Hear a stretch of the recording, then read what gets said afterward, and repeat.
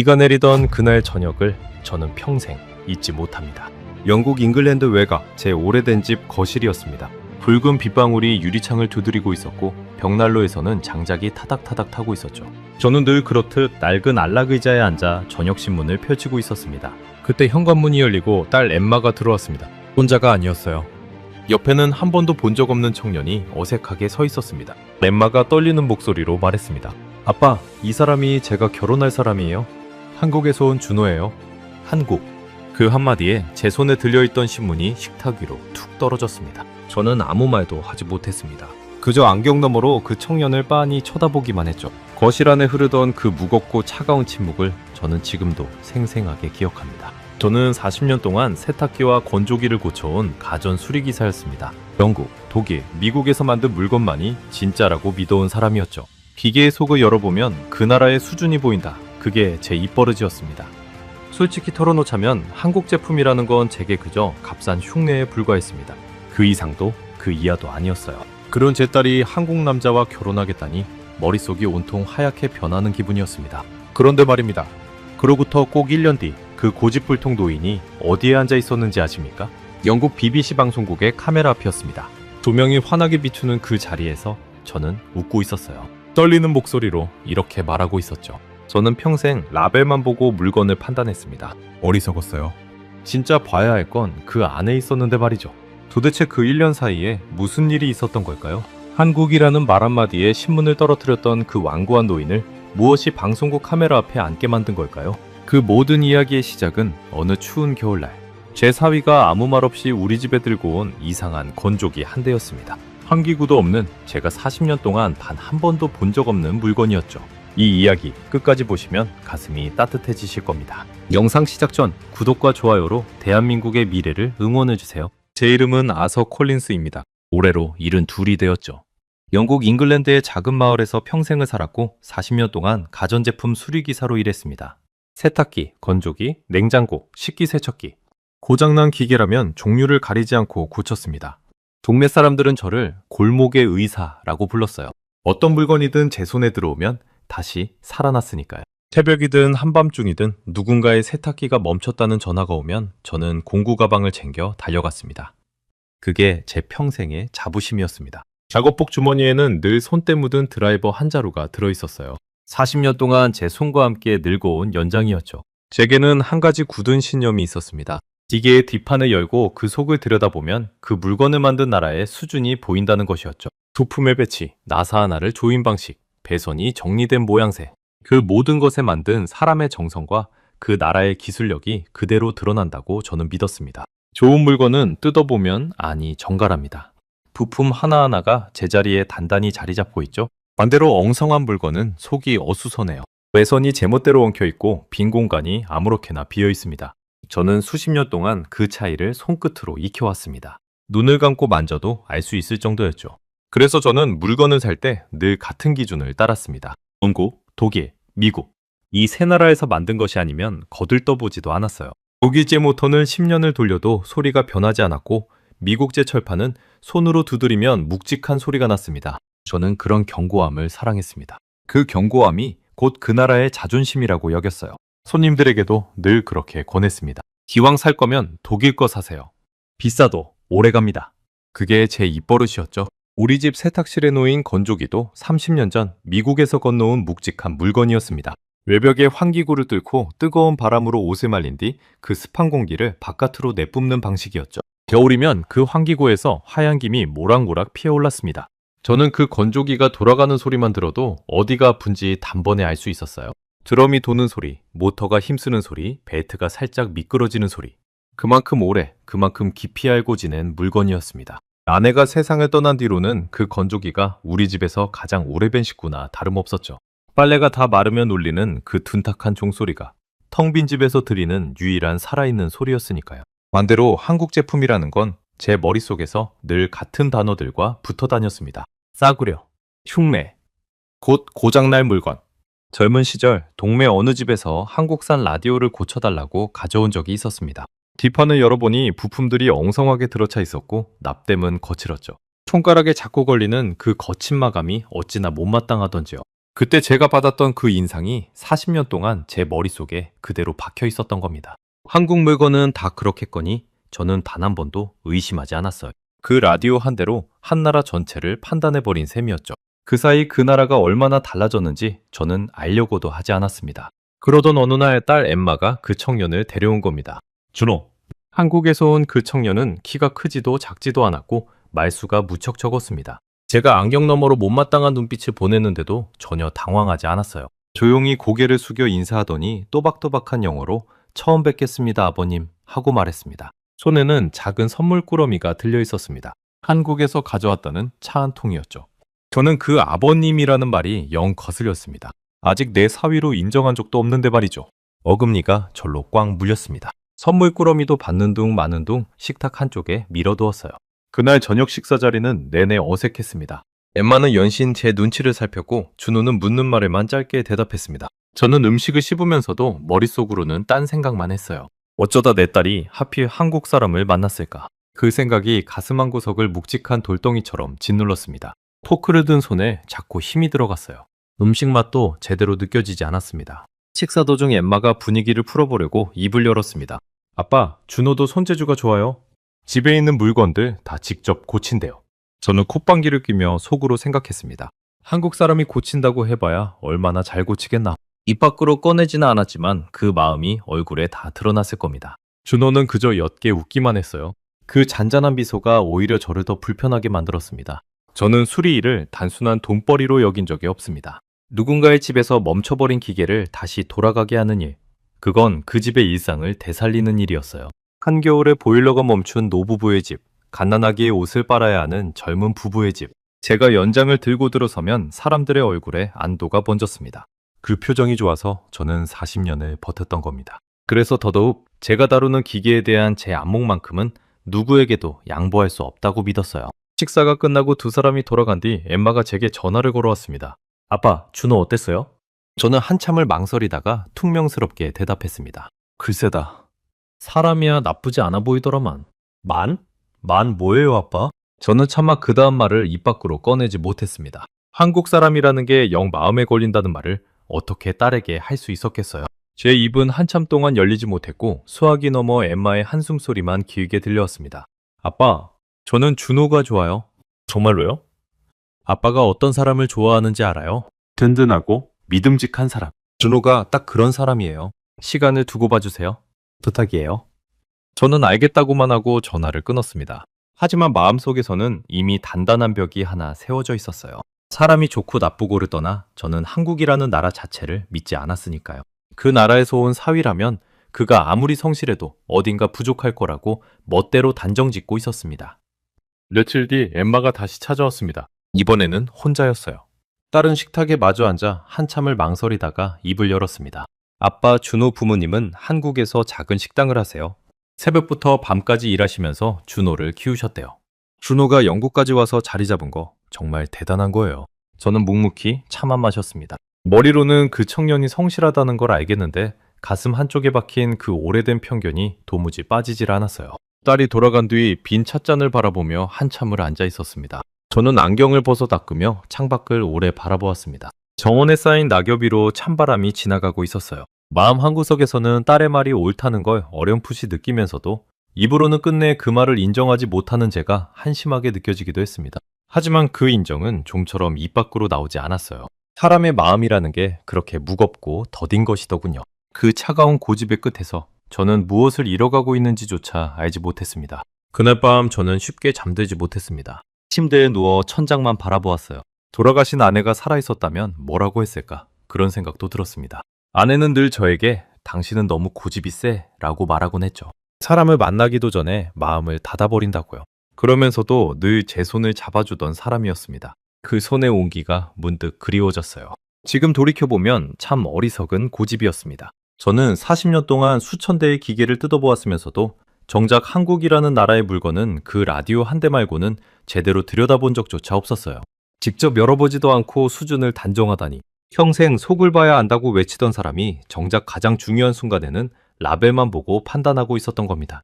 그 깊은 모순을 저는 그때 전혀 깨닫지 못했습니다. 오히려 제 판단이 옳다고 더 굳게 믿었죠. 그 무렵 제 마음은 마른 장작처럼 빳빳하게 굳어 있었습니다. 누가 무슨 말을 해도 들으려 하지 않았죠. 딸의 행복보다 제 오래된 편견이 더 중요했던 부끄러운 시절이었습니다. 저는 제 고집이 곧 신념이라고 착각하고 있었어요. 나이가 들수록 그 벽은 더 두꺼워지기만 했습니다. 그리고 그해 겨울 제 인생을 통째로 흔들어 놓을 일이 우리 집 세탁실에서 조용히 시작되고 있었습니다. 30년을 함께한 그 낡은 미국제 건조기가 마지막 숨을 몰아쉬고 있었거든요. 저는 그때까지도 알지 못했습니다. 그 건조기의 고장이 제 인생에서 가장 단단했던 벽을 무너뜨리는 첫 번째 균열이 되리라는 것을요. 그해 겨울은 유난히 추웠습니다. 1월 중순, 며칠째 진눈깨비가 흩날리던 어느 아침이었어요. 저는 빨래 바구니를 들고 세탁실로 내려갔습니다. 세탁기를 돌리고 늘 그랬듯 빨래를 건조기에 옮겨 담은 뒤 작동 버튼을 눌렀죠. 그런데 평소와 소리가 달랐습니다. 드럼이 돌기 시작하는가 싶더니 끼익 하는 쇳소리가 한번 길게 울렸어요. 그리고 모터가 힘겹게 두어 번 헐떡이다가 그대로 멈춰버렸습니다. 세탁실 안이 갑자기 조용해졌어요. 40년을 이 일로 살아온 제 귀에 그 소리는 결코 가벼운 고장이 아니었습니다. 저는 곧바로 공구 가방을 가져왔습니다. 건조기의 뒷판을 열고 안을 들여다봤어요. 모터에서 타는 냄새가 희미하게 올라오고 있었습니다. 손끝으로 부품들을 하나하나 짚어보았죠.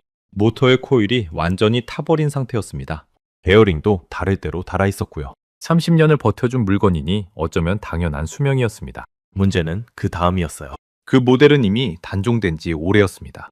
같은 규격의 모터를 구하려고 며칠 동안 여기저기 수소문했지만 어디에서도 부품을 찾을 수 없었어요. 제조사에 전화를 걸어봤지만 직원은 미안하다는 말만 반복했습니다. 선생님, 그 부품은 10년 전에 생산이 끝났습니다. 소화기를 내려놓는 손이 허전했습니다. 평생 못 고치는 기계가 없다고 자부하던 제가 정작 제 집 건조기 앞에서 두 손을 든 셈이었으니까요. 설상가상으로 외벽의 환기구도 문제였습니다. 오랜 세월 쌓인 먼지와 부풀하기가 환기구 안쪽을 단단히 틀어막고 있었어요. 겨울 내내 습기가 빠져나가지 못해 환기구 주변 벽지에 거뭇한 곰팡이까지 피어 있었습니다. 손가락으로 벽을 문지르자 축축한 기운이 그대로 묻어났어요. 그날부터 우리 집 세탁실은 빨래가 마르지 않는 곳이 되었습니다. 저는 거실과 복도 곳곳에 빨래 건조대를 펼쳐놓고 옷을 널었어요. 하지만 한겨울 영국의 습한 공기 속에서 빨래는 좀처럼 마르지 않았습니다. 이틀이 지나도 셔츠는 눅눅했고 수건에서는 쉰내가 났어요. 집안 전체에 퀴퀴한 곰팡이 냄새가 배기 시작했습니다. 저는 코끝을 찡그리며 생각했습니다. 새 건조기를 사야 하나? 하지만 자존심이 허락하지 않았어요. 평생 기계를 고쳐온 사람이 고작 건조기 하나 못 살려서 새 것을 사야 한다니. 그 사실을 인정하는 게 영 자존심 상했던 겁니다. 그래서 저는 며칠이고 결정을 미뤘습니다. 눅눅한 옷을 입고 쉰내 나는 수건으로 얼굴을 닦으면서도요. 그 며칠 동안 저는 잠도 제대로 자지 못했습니다. 밤마다 거실에 널어둔 빨래 사이를 지나다니며 손바닥으로 셔츠를 만져보곤 했어요. 여전히 축축했습니다. 라디에이터를 켜두어도 소용이 없었어요. 오히려 그 열기에 습기가 섞여 집안 공기가 더 답답해질 뿐이었죠. 나이가 들면서 무릎이 시린데 그 눅눅한 공기가 관절 마디마디로 파고드는 것 같았습니다. 늙은 몸은 정직해서 집안의 습기를 가장 먼저 느끼더군요.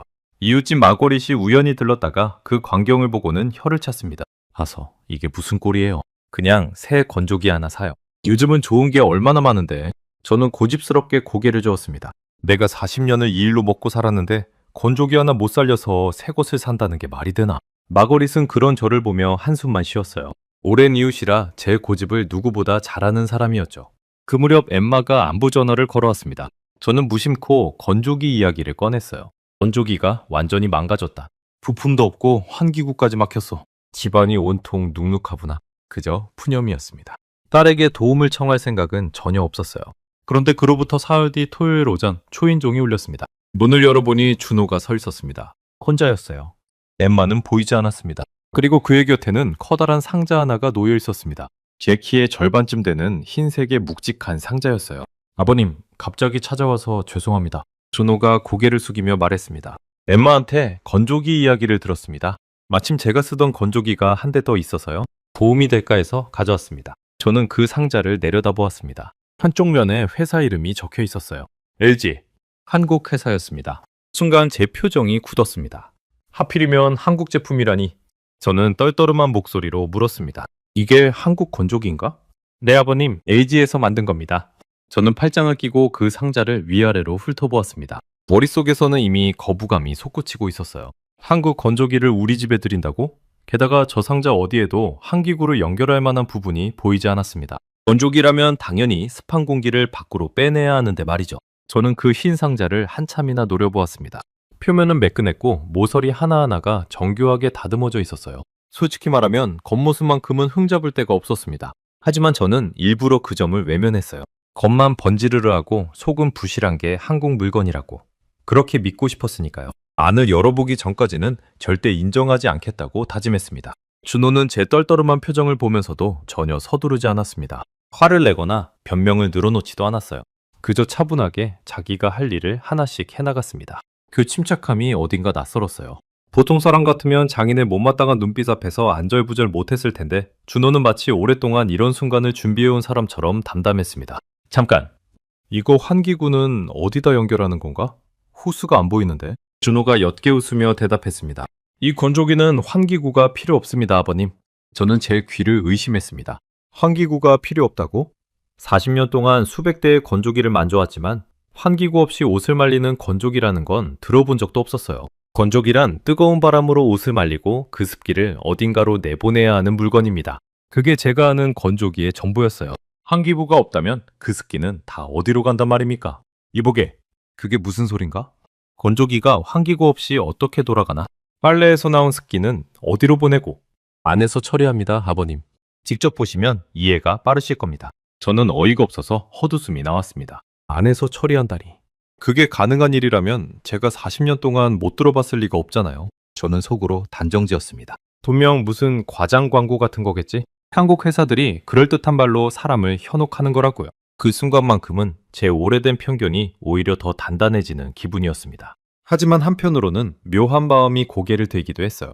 환기구 없이 옷을 말린다니 그게 정말 가능한 건지 두 눈으로 확인하고 싶다는 마음이요. 40년 수리기사로 살아온 사람의 본능 같은 거였습니다. 새로운 기계를 보면 그 속이 궁금해지는 그 오래된 호기심 말이죠. 준호는 제 대답을 기다리지 않고 조용히 상자를 집 안으로 옮기기 시작했습니다. 말없이 그저 묵묵히요. 그 모습을 바라보면서 저는 팔짱을 풀지 못한 채 서 있었습니다. 거부하고 싶은 마음과 그 안을 확인해보고 싶은 마음이 제 안에서 팽팽하게 맞서고 있었거든요. 준호가 상자에서 건조기를 꺼내는 동안 저는 그 옆에 쪼그려 앉아 제품의 겉면을 손으로 쓸어보았습니다. 철판의 두께, 도어의 무게감, 손잡이가 닫힐 때의 느낌. 평생 몸에 밴 습관이었어요. 새 기계를 만나면 일단 손으로 그 무게부터 가늠해보는 거죠. 그런데 도어를 한번 여닫아 보고는 저도 모르게 고개를 갸웃했습니다. 문이 닫히는 소리가 묵직하면서도 부드러웠거든요. 싸구려 물건에서는 절대 나지 않는 소리였습니다. 저는 황급히 그 생각을 떨쳐냈어요. 소리 하나에 마음이 흔들리다니 정신 차리자고 스스로를 다그쳤습니다. 준호가 상자를 세탁실 앞에 내려놓으며 말했습니다. 설치는 제가 하겠습니다. 10분이면 됩니다, 아버님. 10분. 저는 그 말에 또 한 번 코웃음을 쳤습니다. 건조기 설치가 10분이라니. 환기구 공사만 해도 반나절이 걸리는데 말이죠. 저 청년이 이 일을 너무 쉽게 보는구나 그렇게 생각했습니다. 하지만 바로 그 10분이 제 40년 신념에 첫 균열을 대게 될 줄은 그때의 저는 꿈에도 몰랐습니다. 그 순간 세탁실 창밖으로는 여전히 진눈깨비가 흩날리고 있었고 저는 외투깃을 여미며 그 청년의 등을 가만히 바라보았습니다. 어쩌면 이 추운 겨울이 제가 평생 닫아두었던 무언가를 녹이려고 찾아온 건 아닐까. 그런 생각이 아주 잠깐 스쳤지만 저는 곧바로 고개를 가로저었습니다. 그날 흩날리던 그 진눈깨비를 저는 지금도 또렷이 기억합니다. 준호는 정말로 빠르게 움직였습니다. 환기구를 연결하지 않으니 공사를 할 것도 없었어요. 건조기를 세탁기 옆 자리에 밀어넣고 수평을 맞추고 전원 코드를 콘센트에 꽂는 것이 전부였습니다. 그리고 정말 10분 만에 준호가 손을 털며 일어섰습니다. 다 됐습니다, 아버님. 저는 그 자리에 멍하니 서 있었습니다. 10분 만에 건조기 설치가 끝났다니 제가 알던 상식으로는 도무지 이해가 되지 않았어요. 외벽에 구멍을 뚫고 호스를 연결하고 틈을 메우는 그 모든 과정이 통째로 사라진 겁니다. 환기구 구멍이 1개에서 0개가 된 셈이었죠. 저는 문득 어제까지 쓰던 그 미국제 건조기를 떠올렸습니다. 30년 전 그 물건을 처음 들였을 때 저는 외벽에 직접 구멍을 뚫었어요. 드릴로 벽돌을 갈아내고 호스를 끼우고 틈을 실리콘으로 메우느라 꼬박 하루가 걸렸습니다. 손에 물집이 잡혔고 온몸이 시멘트 가루로 뒤덮였었죠. 그게 제가 아는 건조기 설치의 전부였습니다. 그런데 준호는 드릴 한번 잡지 않고 망치 한번 들지 않고 그저 코드 하나를 꽂는 것으로 모든 걸 끝내버렸어요. 저는 그 차이가 너무 커서 한동안 말을 잇지 못했습니다. 정말 이게 다인가? 환기구도 호스도 없이? 네, 아버님. 전원만 꽂으면 어디든 설치할 수 있습니다. 집안 어느 방에 두셔도 됩니다. 저는 반신반의하며 건조기 앞으로 다가갔습니다. 빨래 바구니에 담겨있던 눅눅한 수건들을 안에 넣었어요. 솔직히 기대는 하지 않았습니다. 환기구도 없는 건조기가 제대로 옷을 말릴 리 없다고 속으로 코웃음을 치고 있었으니까요. 준호가 조잡판에서 표준 코스를 누르자 건조기가 부드러운 소리를 내며 돌아가기 시작했습니다. 그런데 그 소리부터가 달랐습니다. 제가 알던 건조기는 작동하는 내내 우렁찬 모터 소리와 함께 뜨거운 바람이 쏟아져 나왔어요. 그런데 이 건조기는 거의 속삭이듯 조용했습니다. 손을 대보니 도어 표면도 그리 뜨겁지 않았어요. 미지근한 정도였습니다. 저는 미간을 찌푸렸어요. 이렇게 미지근한 온도로 옷이 마른다고? 저는 작동 중인 건조기에 손바닥을 가만히 대보았습니다. 진동이 거의 느껴지지 않았어요. 옛날 건조기는 돌아가는 동안 세탁실 바닥이 다 울릴 정도로 덜덜거렸습니다. 그릇장의 그릇이 달그락거릴 정도였죠. 그런데 이 건조기는 손바닥의 미세한 떨림만 전해질 뿐이었어요. 저는 귀를 도어 가까이 가져다 대보았습니다. 모터가 거칠게 헐떡이는 소리 대신 컴프레서가 일정한 박자로 부드럽게 돌아가는 소리만 들렸습니다. 40년 동안 수많은 모터 소리를 들어온 제 귀에 그 소리는 무척이나 정직하고 안정적으로 들렸어요. 잘 만든 기계만이 낼 수 있는 소리였습니다. 저는 인정하기 싫었지만 그 소리를 듣는 순간 마음 한구석이 또 한 번 무너졌습니다. 준호는 제 표정을 읽었는지 차분하게 설명을 시작했습니다. 이 건조기는 히트펌프 방식입니다, 아버님. 예전 건조기처럼 뜨거운 바람을 만들어서 옷을 태우듯 말리는 게 아니라 냉매를 순환시켜서 그 열로 습기를 빨아들이는 방식이에요. 안에서 공기를 계속 돌리면서 옷에서 나온 물기는 따로 모읍니다. 저는 옛 건조기를 떠올리며 속으로 비교해 보았습니다. 그 미국제 건조기는 한 번 돌릴 때마다 전기 계량기가 무섭게 돌아갔어요. 한겨울에 빨래를 자주 돌리는 달이면 전기요금 고지서를 받아들고 한숨을 쉬곤 했습니다. 뜨거운 바람을 계속 만들어내야 하니 그만큼 전기를 많이 먹는 게 당연했죠. 그런데 이 건조기는 그 뜨거운 바람 자체를 만들지 않는다는 겁니다. 한번 데운 공기의 열을 버리지 않고 안에서 계속 돌려 쓴다고 했어요. 근호의 설명으로는 옛날 환기식 건조기에 비해 전기를 최대 65%까지 아낄 수 있다고 했습니다. 저는 그 숫자를 듣고 눈을 가늘게 떴어요. 절반도 아니고 65%라니. 그게 사실이라면 이건 단순히 옷을 말리는 기계가 아니라 완전히 다른 발상의 물건이었습니다. 저는 그 말을 절반쯤 흘려들었습니다. 무슨 냉매니 순환이니 하는 말이 그저 그럴듯한 설명처럼만 들렸거든요. 하지만 한 가지는 분명히 궁금했습니다. 그럼 옷에서 빠져나온 그 물은 도대체 어디로 가는 거지? 아버님, 이게 요즘 전 세계에서 빠르게 퍼지고 있는 방식이에요. 준호가 차분히 덧붙였습니다. 환기구를 못 두는 아파트나 환경 규제가 까다로운 나라에서 특히 많이 씁니다. 이 히트펌프 건조기 시장이 몇 년 사이에 엄청나게 커지고 있어요. 시장 조사 기관에서는 이 시장 규모가 2023년에 약 38억 달러였는데 2032년에는 약 125억 달러까지 커질 거라고 보고 있습니다. 저는 그 숫자를 듣고 잠시 멍해졌어요. 10년도 안 되는 사이에 3배가 넘게 커진다는 겁니다. 제가 한국 건조기는 안 돼 하고 손살을 치는 동안 세상은 이미 이 방식으로 빠르게 옮겨가고 있었던 거예요. 저는 건조기 주변을 빙 둘러보았습니다. 어디에도 물이 새어나오는 곳이 없었어요. 그때 준호가 건조기 상단에 작은 서랍 하나를 가리켰습니다. 여기 물통이 있습니다, 아버님. 건조가 끝나면 이 안에 물이 고여 있을 거예요. 그 물만 버리시면 됩니다. 물통. 저는 그 말에 더욱 어리둥절해졌습니다. 옷에서 나온 습기가 밖으로 나가지 않고 그 작은 서랍 안에 물이 되어 고인다는 겁니다. 제 머릿속에서는 그 원리가 도무지 그려지지 않았어요. 하지만 동시에 40년 수리기사의 본능이 꿈틀대기 시작했습니다. 정말 그런지 두 눈으로 확인하고 싶어 견딜 수가 없었어요. 건조가 돌아가는 동안 저는 차마 자리를 뜨지 못하고 그 앞에 서 있었습니다. 준호는 그런 저에게 따뜻한 차 한 잔을 내밀었어요. 제가 받는 둥 마는 둥 식탁에 밀어두었던 바로 그 한국차였습니다. 저는 말없이 받아들었습니다. 그 향이 의외로 은은하고 좋았지만 저는 그것조차 인정하기 싫어 입을 꾹 다물었어요. 2시간 남짓 지났을 때 건조기에서 맑은 멜로디가 울렸습니다. 건조가 끝났다는 신호였어요. 저는 거의 달려가다시피 건조기 앞으로 갔습니다. 도어를 열었어요. 순간 따뜻하고 보송한 공기가 얼굴에 닿았습니다. 손을 넣어 수건을 꺼냈어요. 그리고 저는 그 자리에서 굳어버렸습니다. 수건이 완벽하게 말라 있었던 겁니다. 그것도 그냥 마른 정도가 아니었어요.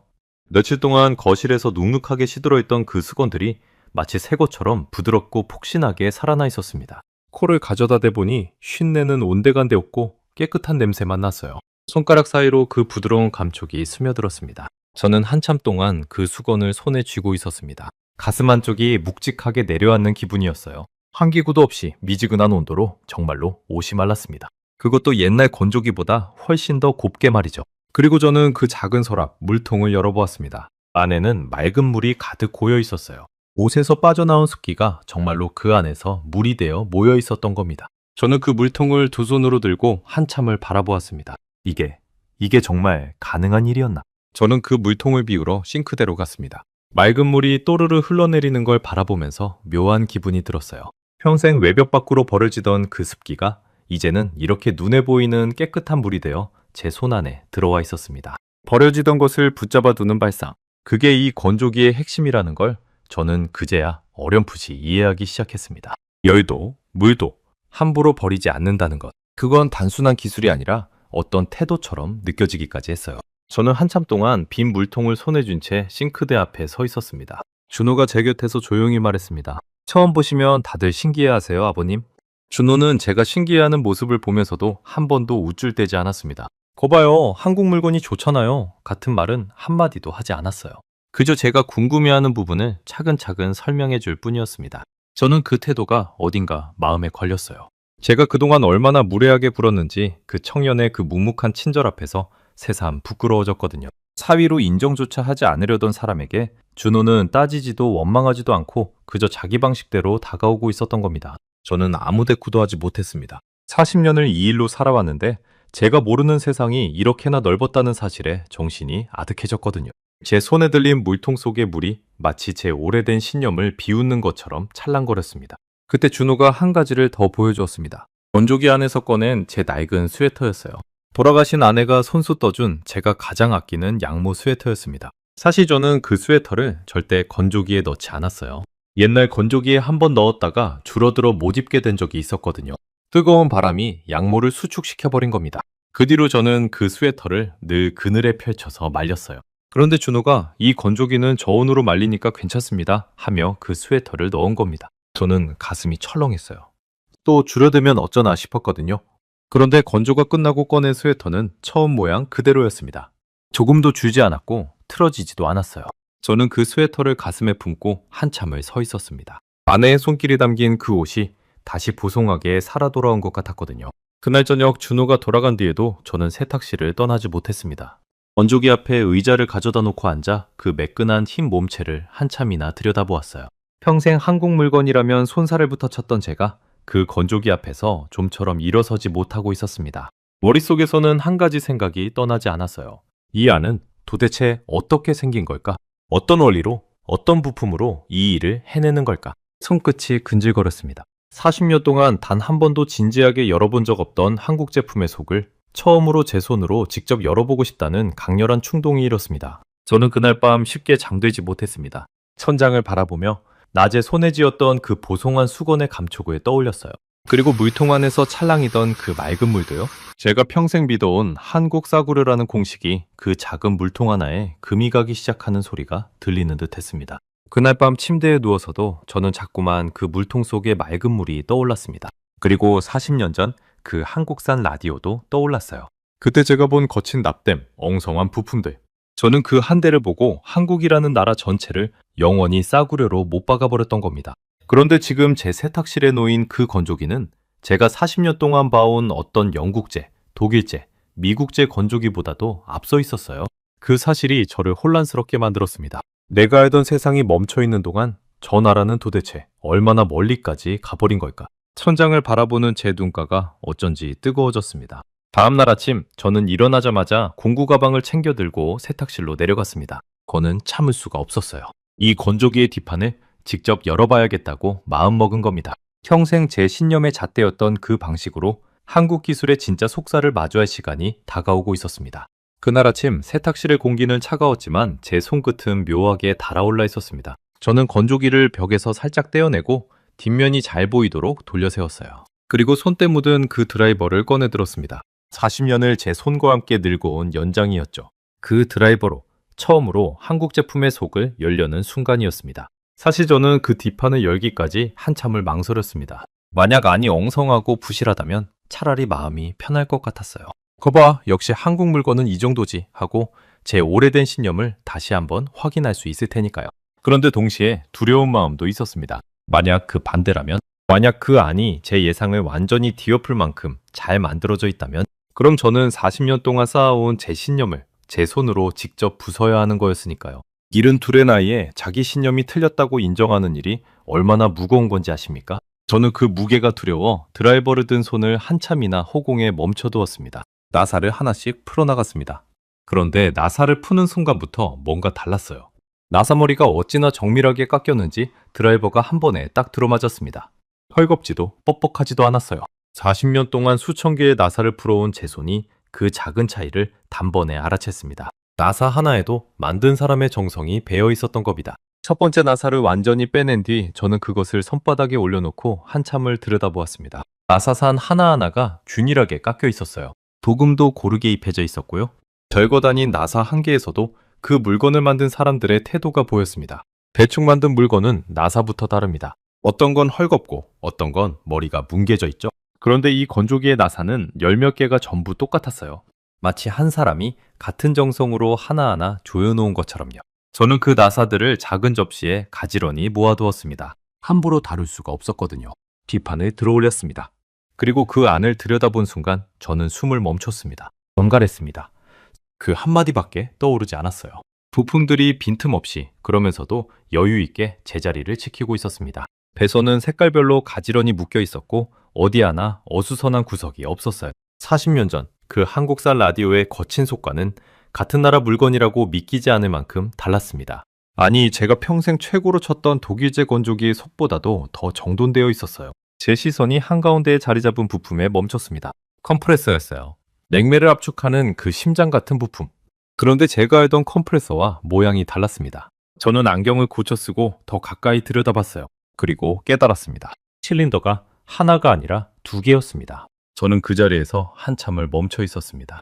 실린더가 두 개라는 게 무슨 의미인지 40년 경력의 제 머리는 단번에 알아챘거든요. 실린더가 둘이면 냉매를 한 번에 더 많이, 더 부드럽게 순환시킬 수 있습니다. 그만큼 효율이 높아지고 옷감에 맞춰 건조 강도를 정교하게 조절할 수 있다는 뜻이었어요. 듀얼 인버터 히트펌프. 준호가 말했던 그 이름의 정체가 제 눈앞에 고스란히 펼쳐져 있었습니다. 저는 컴프레서뿐 아니라 다른 부품들도 하나하나 살펴보았습니다. 열을 옮기는 응축기는 촘촘한 금속 날개가 자로잰 듯 가지런히 배어되어 있었어요. 옷에서 빨아들인 습기가 물이 되어 흐르는 관은 단 한 방울도 새지 않도록 이음새가 단단히 밀봉되어 있었습니다. 저는 그 관을 손가락으로 따라가 보았어요. 어디 하나 대충 처리한 곳이 없었습니다. 40년 수리기사의 눈으로 봐도 흠을 잡으려야 잡을 수가 없었어요. 저는 평생 흠을 잡는 게 일이었던 사람입니다. 고장의 원인을 찾아내고 부실한 부분을 짚어내는 게 제 밥벌이였죠. 그런데 그 건조기 앞에서는 제 그 날카로운 눈이 아무 일도 하지 못했습니다. 손이 가늘게 떨려왔습니다. 저는 그 컴프레서를 손끝으로 조심스럽게 쓸어보았어요. 매끄럽고 단단한 금속의 감촉이 손끝을 타고 전해졌습니다. 이건 흉내가 아니었습니다. 어디선가 베껴온 물건이 아니었어요. 누군가가 옷을 더 곱게 말리고 전기를 덜 쓰겠다는 그 하나의 목표를 위해 컴프레서의 실린더를 두 개로 늘리는 그 어려운 일을 해낸 겁니다. 제가 평생 한국 물건이라고 비웃었던 그 나라가 말이죠. 저는 그 자리에 앉아 제가 평생 최고로 여겨온 물건들을 하나씩 떠올려 보았습니다. 묵직한 미국제 철판, 10년을 버티던 독일제 모터, 견고한 영국제 마감. 그것들은 분명 훌륭했어요. 하지만 그것들은 튼튼하게 오래 쓰는 데에 머물러 있었습니다. 반면 제 눈앞의 이 건조기는 아예 다른 지문에서 출발한 물건이었어요. 어떻게 하면 열을 버리지 않을까? 어떻게 하면 옷을 상하게 하지 않을까? 어떻게 하면 환기구 없이도 말릴 수 있을까? 그 질문들이 모여 이 정교한 속을 만들어낸 겁니다. 튼튼함을 넘어선 발상 자체가 다른 물건. 저는 그 차이 앞에서 한없이 작아졌습니다. 저는 뒷판을 연 채로 한참을 바닥에 앉아 있었습니다. 무릎이 시린 줄도 몰랐어요. 그저 그 정갈한 내부를, 그 두 개의 실린더를 멍하니 바라보고만 있었습니다. 평생 제 신념의 잣대였던 그 한마디, 속을 열어보면 그 나라 수준이 보인다는 말이 그 순간 제게 부메랑처럼 되돌아왔습니다. 저는 정말로 속을 열어보았고 그리고 인정할 수밖에 없었어요. 이 나라의 수준은 제가 멈춰 세워둔 40년 전 그 자리에 있지 않았습니다.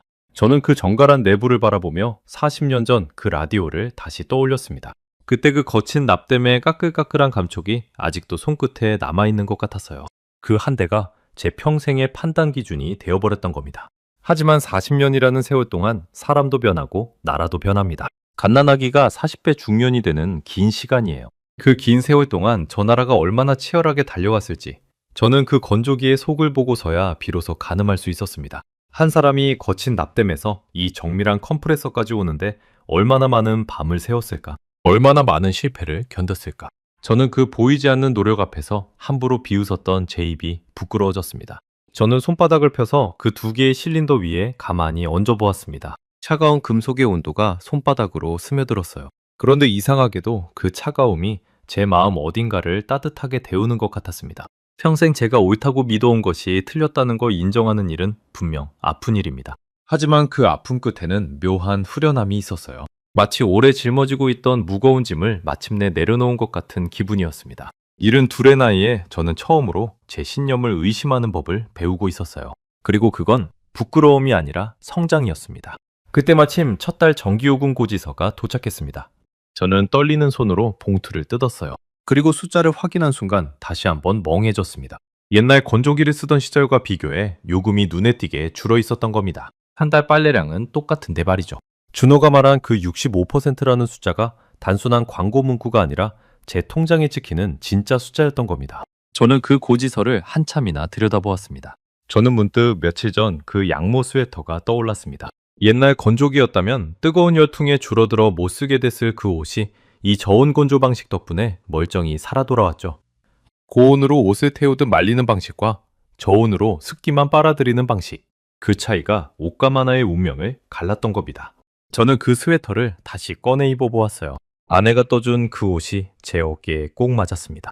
만약 옛 건조기를 계속 썼다면 저는 아내의 마지막 손길이 담긴 그 옷마저 잃었을지도 모릅니다. 기술이라는 게 단순히 편리함의 문제가 아니라 누군가의 소중한 것을 지켜주는 일이기도 하다는 걸 저는 그제야 알았어요.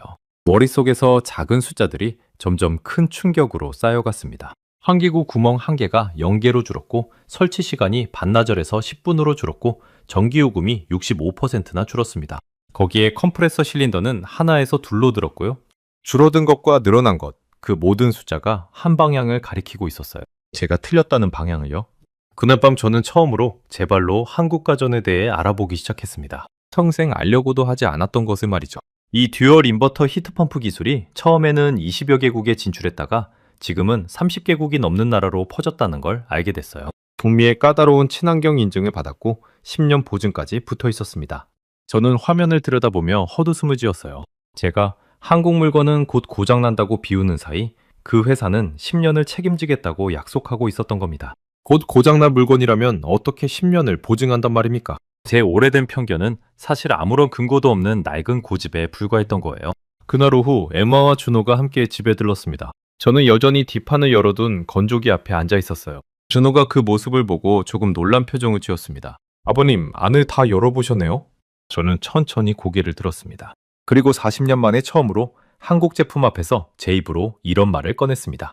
뒷판을 열어봤네. 그리고 알았지? 이건 흉내가 아니라 우리가 못한 걸 해낸 거였어. 준호는 아무 말도 하지 않았습니다.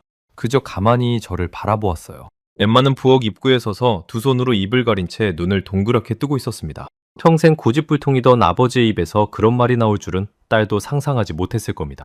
엠마가 부엌 입구에서 천천히 다가왔습니다. 딸의 눈가가 붉어져 있었어요. 아빠 정말요? 떨리는 목소리였습니다. 저는 딸의 그 눈빛을 보고 가슴이 아렸습니다. 그동안 제 고집 때문에 이 아이가 얼마나 마음을 졸였을까. 사랑하는 사람과 사랑하는 아버지 사이에서 양쪽 눈치를 보며 얼마나 힘들었을까. 저는 그 모든 걸 외면하고 제 낡은 편견만 끌어안고 있었던 겁니다. 딸의 행복보다 제 자존심이 먼저였던 그 부끄러운 시간들이 한꺼번에 밀려왔어요. 제 목이 바짝 말라왔습니다. 저는 마른 침을 한번 삼키고 컴프레서를 다시 손끝으로 가리키며 말했어요. 이 실린더가 2개라는 거, 이게 보통 일이 아니야. 한 번에 더 많은 냉매를 돌릴 수 있다는 거거든. 그래서 전기를 덜 쓰고 옷도 안 상하는 거지. 누군가 이걸 만들려고 얼마나 머리를 싸맸을지 나는 알아. 40년을 이 일로 살았으니까. 말을 하면서 제 가슴 깊은 곳에서 뜨거운 것이 차올랐습니다. 그건 단순히 좋은 기계를 만난 감탄이 아니었어요. 평생 제 안에 단단히 박혀있던 편견이 제 손으로 직접 연 그 뒷판 안에서 와르르 무너져 내리는 소리였습니다. 저는 그 무너짐을 온몸으로 느끼고 있었습니다. 부끄러우면서도 한편으로는 후련했어요. 아버님, 준호가 조심스럽게 입을 열었습니다. 괜찮으세요? 저는 그 청년을 올려다보았습니다. 처음 만났을 때 그토록 거슬렸던 그 아버님이라는 호칭이 그날따라 전혀 거슬리지 않았어요. 오히려 가슴 한쪽이 뜨끔했습니다. 이 청년이 그동안 제게 받았을 그 차가운 눈빛들이 한꺼번에 떠올랐거든요. 저는 천천히 고개를 끄덕였습니다. 괜찮네. 아주 괜찮아. 다만 내가 40년 동안 단 한 번도 인정하지 않았던 한국 물건이 단 한 대로 나를 이렇게 무너뜨릴 줄은 몰랐을 뿐이야. 준호는 그제야 옅게 미소를 지었습니다. 아버님이 직접 열어보고 인정해 주시니 저는 그게 제일 기쁩니다. 한국에서도 이 컴프레서 하나 만들려고 수많은 사람들이 밤낮 없이 매달렸거든요. 제 아버지 세대가 공장에서 흘린 땀이 이런 물건으로 이어진 거예요. 그 말에 저는 가슴이 뭉클해졌습니다. 거친 납땜의 라디오에서 이 정밀한 건조기까지 그 사이에는 수많은 사람들의 이름 없는 노력이 켜켜이 쌓여 있었던 겁니다. 저는 그 세월의 무게 앞에서 고개가 절로 숙여졌어요. 누군가의 아버지가 흘린 땀이 누군가의 아들 손에 들려 제 집까지 왔다는 사실이 묘하게 마음을 흔들었습니다. 그날 제 세탁실 바닥에서 무너진 것은 단순한 편견이 아니었습니다. 그건 제가 40년 동안 쌓아 올린 세상을 보는 낡은 방식 그 자체였어요. 저는 뒷판을 다시 덮으며 생각했습니다. 이제 이 건조기를 닫고 나면 저는 더 이상 어제의 제가 아닐 거라고요. 하지만 그날 저는 아직 깨닫지 못한 것이 있었습니다. 제가 진짜로 받아들여야 할 것은 이 건조기가 아니라 그것을 말없이 들고 온 한 사람이라는 사실을요. 그 깨달음은 며칠 뒤 준호와 단둘이 마주 앉은 자리에서 비로소 찾아오게 됩니다. 그로부터 닷새 뒤 토요일 저녁이었습니다. 저는 준호에게 따로 전화를 걸었어요. 혼자 올 수 있겠나? 자네하고 둘이서 할 이야기가 있어서. 수화기 너머로 잠깐의 침묵이 흘렀습니다. 준호는 조금 긴장한 목소리로 알겠다고 답했어요. 아마 또 무슨 꾸중을 들을까 걱정했을 겁니다. 그동안 제가 보여준 모습이 그랬으니까요. 그날 밤 준호가 우리 집에 왔습니다. 저는 벽난로에 장작을 더 넣고 2개의 잔에 따뜻한 차를 따랐어요. 그가 처음 가져왔던 제가 받는 둥 마는 둥 했던 바로 그 한국차였습니다. 이번에는 제가 직접 우려서 그에게 건넸죠. 준호가 조금 놀란 표정으로 잔을 받아들었습니다. 우리는 한동안 말없이 차만 마셨습니다. 벽난로의 장작이 타닥거리는 소리만 거실을 채웠어요. 저는 어떻게 말을 꺼내야 할지 몰라 한참을 망설였습니다. 평생 누군가에게 먼저 사과해 본 적이 거의 없는 사람이었거든요. 입안에서 말이 맴돌기만 하고 좀처럼 나오질 않았습니다. 손바닥에 땀이 배어나왔어요. 저는 그 차 한 잔을 우리는 동안에도 사실 손이 자꾸 멈칫거렸습니다. 찻잎을 우리는 그 단순한 일조차 마음이 복잡하니 자꾸 서툴러지더군요. 평생 정밀한 부품도 척척 다루던 손인데 말이죠. 그만큼 그날 제가 꺼내려는 말의 무게가 컸던 겁니다. 사과라는 게 이렇게 어려운 일인 줄 저는 이른이 넘어서야 처음 배웠습니다. 마침내 저는 입을 열었습니다. 준호, 자네한테 할 말이 있네. 준호가 조용히 저를 바라보았습니다. 내가 자네를 처음 봤을 때 나는 자네라는 사람을 본 게 아니었어. 자네 뒤에 붙은 한국이라는 딱지만 봤지? 그게 다였어? 자네가 어떤 사람인지, 우리 엠마를 얼마나 아끼는지 그런 건 들여다볼 생각도 안 했네. 40년 동안 기계의 속은 그렇게 열심히 들여다봤으면서 정작 사람의 속은 한 번도 열어보려 하지 않았던 거야. 제 목소리가 가늘게 떨렸습니다. 저는 잠시 숨을 고르고 말을 이었어요. 내가 미워한 건 자네가 아니었네. 내가 모르는 세상이었어. 내가 멈춰 서 있는 동안 저만치 앞서가 버린 그 낯선 세상이 두려웠던 거지. 그걸 인정하기 싫어서 애꿎은 자네한테 화살을 돌렸던 거야. 미안하네. 정말로 미안해. 말을 마치자 제 어깨에서 무거운 침 하나가 툭 떨어져 나가는 기분이었습니다. 40년 묵은 고집을 입 밖으로 꺼내놓는 일이 이렇게 후련할 줄은 몰랐어요. 준호의 눈가가 붉어졌습니다. 그는 한참을 고개 숙이고 있다가 천천히 입을 열었어요. 아버님, 사실 저는 그 건조기를 일부러 가져온 거였습니다. 저는 그 말에 차를 마시려던 손을 멈췄습니다. 엠마한테 아버님 건조기가 고장났다는 이야기를 듣고 며칠을 고민했어요.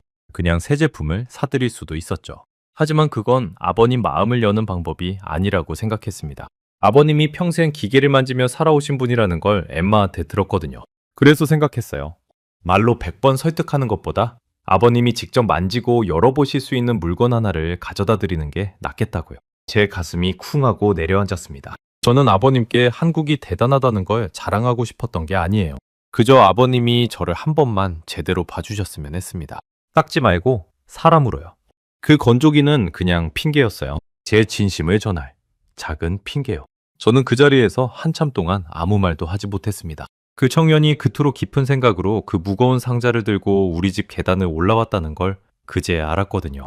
저는 그동안 그 진심을 차가운 눈빛으로만 받아냈던 겁니다. 저는 그제야 알았습니다. 그동안 제가 준호에게 보였던 그 차가운 태도가 사실은 제 안의 두려움을 감추기 위한 갑옷이었다는 걸요. 변해버린 세상, 제가 따라가지 못한 세상에 대한 두려움, 그리고 늙어가면서 점점 좁아지는 제 세계에 대한 불안. 저는 그 두려움을 인정하는 대신 만만한 대상에게 화살을 돌렸던 겁니다. 가장 가까이 다가온 가장 따뜻한 사람에게 말이죠. 그 사실을 깨닫자 가슴이 미어졌습니다. 눈시울이 뜨거워졌습니다. 이른들 노인의 눈에 물기가 차오르는 게 부끄러워 저는 얼른 안경을 벗고 손등으로 눈가를 훔쳤어요. 하지만 한번 차오른 감정은 쉽게 가라앉지 않았습니다. 이 사람아. 저는 겨우 목소리를 짜냈습니다. 자네는 그 무거운 걸 들고 와서 내 차가운 얼굴을 마주하면서도 단 한 번도 화를 내지 않았어. 어떻게 그럴 수가 있었나? 준호가 옅게 웃으며 답했습니다. 엠마가 사랑하는 아버님이니까요. 제게도 소중한 분이 될 분이잖아요. 준호는 잠시 말을 고르더니 조용히 덧붙였습니다. 사실 한국에서도 처음에는 외국 제품을 따라가기 바빴어요. 좋은 기술은 다 밖에서 들여왔죠. 그런데 누군가는 생각했대요. 언제까지 따라가기만 할 거냐고. 우리도 우리만의 걸 만들어 보자고요. 그렇게 수십 년을 매달린 끝에 이런 물건이 나온 거예요. 그래서 저는 이 건조기가 그냥 가전제품으로 보이지 않아요. 누군가의 오랜 꿈 같은 거거든요. 저는 그 말을 들으며 제 잔속에 비친 제 얼굴을 가만히 들여다보았습니다. 따라가던 사람이 어느새 앞서가는 사람이 되기까지 그 사이의 세월이 얼마나 고됐을지 짐작조차 되지 않았어요. 그 한마디에 저는 끝내 참았던 눈물을 흘리고 말았습니다. 평생 단단하기만 했던 제 마음의 마지막 벽이 그 순간 완전히 허물어졌어요. 제가 40년 동안 그토록 단단하게 쌓아올린 편견이 결국 무너진 건 건조기 한 대 때문이 아니었습니다. 그 건조기를 핑계 삼아 묵묵히 제 곁으로 다가와준 한 사람의 진심 때문이었어요. 생각해보면 그 변화는 건조기 한번 돌려본 그 1시간 반 만에 일어난 게 아니었습니다. 은호가 처음 우리 집에 와서 고개 숙여 인사하던 순간부터, 차가운 식사 자리에서도 옅게 웃어주던 그 순간부터, 그리고 말없이 그 무거운 상자를 들고 와준 그 순간까지 그 모든 시간이 켜켜이 쌓여 마침내 제 마음을 연 거였습니다. 단지 제가 너무 늦게 그걸 알아챘을 뿐이죠. 저는 그동안 준호에 대해 제가 알고 있던 것이 얼마나 적었는지 새삼 깨달았습니다. 이름과 국적, 그리고 손재주가 좋다는 것 정도. 그게 전부였어요. 한 사람을 그렇게 얕게 알면서도 저는 그를 다 안다는 듯이 단정짓고 밀어냈던 겁니다. 40년 동안 기계의 가장 깊은 속까지 들여다봐온 사람이 정작 제 딸이 사랑하는 사람의 마음 한 자락도 들여다보려 하지 않았다니. 그 모순이 그날 밤 저를 무겁게 짓눌렀어요. 그때 부엌 쪽에서 작은 인기척이 났습니다. 엠마였어요. 사실 그날 딸도 함께 왔는데 우리 둘만의 시간을 주려고 부엌에 조용히 있었던 겁니다. 딸은 두 손으로 얼굴을 감싼 채 소리 없이 울고 있었습니다. 아버지와 사랑하는 사람이 마침내 마음을 나누는 그 장면을 딸은 부엌 문틈으로 지켜보고 있었던 거예요. 저는 자리에서 일어나 엠마에게 다가갔습니다. 그리고 딸을 가만히 안아주었어요. 미안하다 엠마. 그동안 너를 많이 힘들게 했지. 이 못난 아비가 너무 늦게 철이 들었구나. 딸은 제 품에 안겨 한참을 흐느꼈습니다. 그 작은 어깨가 들썩이는 걸 느끼며 저는 제가 그동안 얼마나 어리석었는지 다시 한번 절감했어요. 어릴 적 무릎에 앉혀 재우던 그 작은 아이가 어느새 사랑하는 사람을 데려올 만큼 자랐는데 저는 그 자리에 함께 기뻐해주지 못했던 겁니다. 다행히 너무 늦지는 않았다는 생각에 저는 딸을 더 꼭 안았습니다. 그날 밤 우리 셋은 늦도록 거실에 앉아 이야기를 나눴습니다. 준호의 한국 이야기, 식당을 하시는 부모님 이야기, 그가 어떻게 영국까지 와서 자리를 잡았는지. 저는 처음으로 그 모든 이야기에 귀를 기울였습니다. 그동안 단 한 번도 궁금해하지 않았던 한 사람의 인생이 그날 밤 제 마음속으로 천천히 들어왔어요. 이야기를 듣다 보니 준호와 저는 닮은 구석이 많았습니다. 둘 다 손으로 무언가를 만들고 고치는 걸 좋아했고 둘 다 묵묵히 자기 일을 해나가는 사람이었어요. 어쩌면 저는 제 젊은 시절과 닮은 그 청년을 더 빨리 알아봤어야 했는지도 모릅니다. 딱지만 보지 않았다면 말이죠. 사실 저는 평생 나이가 들수록 사람은 변하지 않는다고 믿어왔습니다. 이른이 넘으면 그저 가진 생각대로 굳어가는 거라고요. 그런데 그날 밤 저는 제가 변하는 걸 느꼈습니다. 72의 나이에도 사람은 변할 수 있더군요. 단단한 줄로만 알았던 마음이 진심 앞에서는 이렇게 부드럽게 풀어질 수 있다는 걸요. 그 깨달음이 저를 오히려 젊어지게 만드는 것 같았습니다. 이야기를 나누다 문득 저는 돌아가신 아내가 떠올랐습니다. 아내가 살아있었다면 분명 누구보다 먼저 준호를 따뜻하게 안아주었을 거예요. 거봐요, 당신 고집 부리지 말라니까 하면서 저를 나무랐겠죠. 그 다정한 잔소리가 그날따라 사무치게 그리웠습니다.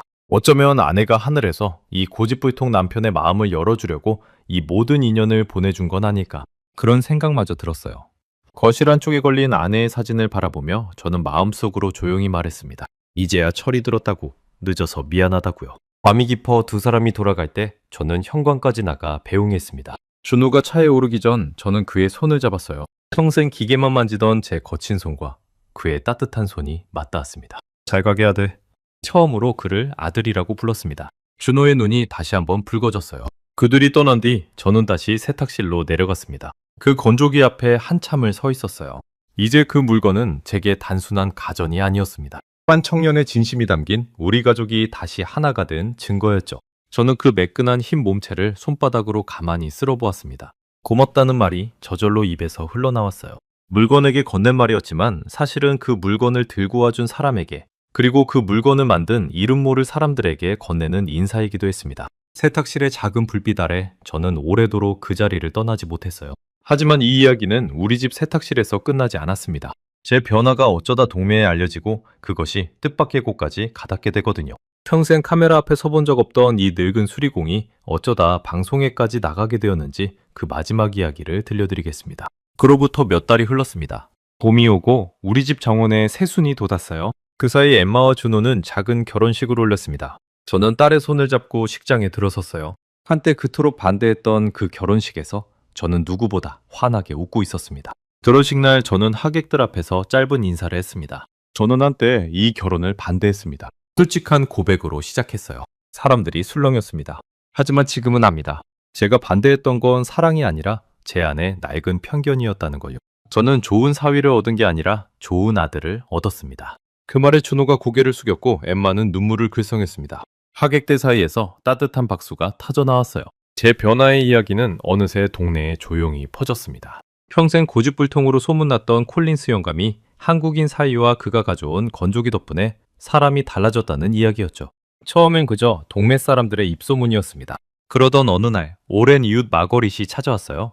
그녀는 지역방송국에서 다큐멘터리를 만드는 프로듀서였습니다. 아서 당신 이야기를 영상으로 담고 싶어요. 편견을 넘어선 한 노인의 이야기, 그리고 세대와 국적을 잇는 가족 이야기. 사람들에게 분명 울림이 있을 거예요. 저는 처음엔 손사래를 쳤습니다. 카메라 앞에 서는 건 평생 해본 적 없는 일이었거든요. 게다가 제 부끄러운 편견을 만천하에 드러내는 일이기도 했고요. 하지만 마거릿의 말이 마음에 남았습니다. 당신처럼 편견을 가진 사람은 세상에 많아요. 그런데 당신처럼 그걸 인정하고 바꾸는 사람은 드물죠. 그 용기가 누군가에게는 큰 힘이 될 거예요. 결국 저는 그 제안을 받아들였습니다. 제 부끄러움을 솔직하게 드러내는 것이 어쩌면 저와 같은 편견에 갇힌 누군가를 도울 수 있다면 그걸로 충분하다고 생각했어요. 촬영 당일 저는 방송국 스튜디오의 환한 조명 앞에 앉았습니다. 낯선 카메라가 저를 향하고 있었어요. 긴장으로 무릎 위에 올려놓은 손이 자꾸 굳어졌습니다. 하지만 마거릿이 부드럽게 첫 질문을 던지자 저는 천천히 입을 열기 시작했습니다. 저는 모든 이야기를 솔직하게 털어놓았습니다. 40년 전 그 라디오 한 대로 한 나라를 통째로 판단해버린 일. 딸이 한국 사위를 데려왔을 때 신문을 떨어뜨리던 그 순간. 고장난 건조기 앞에서 자존심을 부리던 일. 그리고 사위가 말없이 들고 온 그 건조기의 뒷판을 열어보던 그 순간까지. 그리고 카메라를 똑바로 바라보며 저는 이렇게 말했습니다. 저는 평생 라벨을 보고 물건을 판단했습니다. 진짜 봐야 할 건 그 안에 있었는데 말이죠. 기계의 안도, 사람의 안도. 저는 한 번도 제대로 들여다보지 않았어요. 어리석었습니다. 스튜디오 안이 잠시 조용해졌습니다. 마거릿의 눈도 촉촉해져 있었어요. 저는 말을 이었습니다. 제가 깨달은 건 하나입니다. 기술은 국적을 묻지 않는다는 것. 좋은 물건은 그저 좋은 물건일 뿐이고 그걸 만든 사람들의 정성에는 국경이 없다는 것. 제가 한국이라는 딱지에 갇혀보지 못했던 그 진실을 이른둘이 되어서야 알았습니다. 늦었지만 알게 되어 정말 다행이라고 생각해요. 촬영을 마치고 스튜디오를 나서는데 마거릿이 제 어깨를 두드리며 말했습니다. 아서 오늘 정말 용감했어요. 저는 고개를 저었습니다. 용감한 건 내가 아니라 그 무거운 상자를 들고 내 차가운 문 앞에 섰던 그 청년이지. 정말 그랬습니다. 진짜 용기는 거창한 말이 아니라 묵묵히 다가오는 작은 행동 안에 있었어요. 저는 그 사실을 그 청년에게서 배웠습니다. 그 다큐멘터리는 지역 방송을 통해 전파를 탔습니다. 반응은 제 예상을 훨씬 뛰어넘었어요. 수많은 사람들이 제 이야기에 공감해 주었습니다. 저도 그런 편견이 있었어요. 부모님 생각이 났습니다. 그런 메시지들이 방송국으로 쏟아졌다고 합니다. 방송이 나간 뒤 동네 가게에서 마주치는 사람들이 저를 보고 먼저 인사를 건네기 시작했습니다. 한 젊은이는 제게 다가와 이렇게 말하기도 했어요. 어르신, 방송 봤습니다. 저도 사실 어떤 나라 물건이라면 무조건 색안경부터 끼고 봤거든요. 그런데 어르신 이야기를 듣고 제가 부끄러워졌습니다. 저는 그 청년의 어깨를 토닥였습니다. 제 부끄러운 고백이 누군가에게는 작은 거울이 되어준 거예요. 그것만으로도 카메라 앞에 선 보람이 충분했습니다. 지금 그 히트펌프 건조기 기술은 전 세계 30개가 넘는 나라로 뻗어나가고 있습니다. 제가 한국 건조기는 안 돼 하고 손살에 치던 그 사이에도 그 작은 물통 속에 습기를 가두는 기술은 조용히 그러나 멈추지 않고 세계로 퍼져나가고 있었던 거예요. 환기구를 뚫지 못하는 도시의 좁은 집에서 환경을 생각하는 먼 나라의 가정에서 지금 이 순간에도 그 건조기들이 조용히 돌아가고 있을 겁니다. 이제 손주가 태어났습니다. 엠마와 준호의 아이예요. 저는 그 작은 아이를 품에 안고 종종 세탁실로 내려가곤 합니다. 그 건조기는 여전히 그 자리에서 부드러운 소리를 내며 돌아가고 있어요. 아이의 작은 옷가지들이 그 안에서 보송보송하게 말라 나옵니다. 저는 따뜻하게 마른 손주의 베네 쪼고리를 손주의 뺨에 가져다 댑니다. 그 보드라운 감촉에 아이가 까르르 웃어요. 그 웃음소리가 세탁실을 가득 채울 때면 저는 세상에서 가장 부유한 노인이 된 기분이 듭니다. 가끔 손주를 안고 그 건조기를 바라볼 때면 저는 생각합니다. 이 아이는 저처럼 살지 않았으면 좋겠다고요. 사람을, 물건을, 세상을 겉에 붙은 딱지로 판단하지 않는 사람으로 자라기를. 무엇이든 직접 들여다보고 마음을 열고 받아들일 줄 아는 사람이 되기를요. 그게 제가 이 늦은 나이에 깨달은 가장 소중한 가르침이니까요. 준호는 이제 저를 진짜 아버지처럼 따릅니다. 주말이면 함께 세탁실에서 이런저런 기계를 만지작거리며 시간을 보내 평생 혼자 기계를 고치던 제게 처음으로 그 일을 함께 나눌 사람이 생긴 겁니다. 제 거친 손과 그의 손이 같은 부품 위에서 나란히 움직일 때 저는 비로소 제 인생의 빈자리 하나가 채워지는 걸 느낍니다. 평생 저는 물건의 속을 열어 그 진가를 알아보는 사람이라고 자부했습니다. 하지만 정작 가장 중요한 건 사람의 마음을 열어 그 진심을 알아보는 일이었어요. 한 대의 건조기가 한 청년의 진심이 그리고 제 딸의 사랑이 40년 묵은 이 늙은이의 다친 마음을 끝내 열어주었습니다. 기술에는 국경이 없고 진심에도 국적이 없습니다. 그 단순한 진실을 깨닫는데 저는 72회가 걸렸지만 여러분은 부디 저보다 일찍 마음의 뒷판을 열어보시길 바랍니다. 그 안에서 분명 생각지도 못한 따뜻한 무언가를 발견하게 될 테니까요. 저는 다음 시간에도 전 세계를 놀라게 할 대한민국의 이야기로 다시 찾아뵙겠습니다. 감사합니다.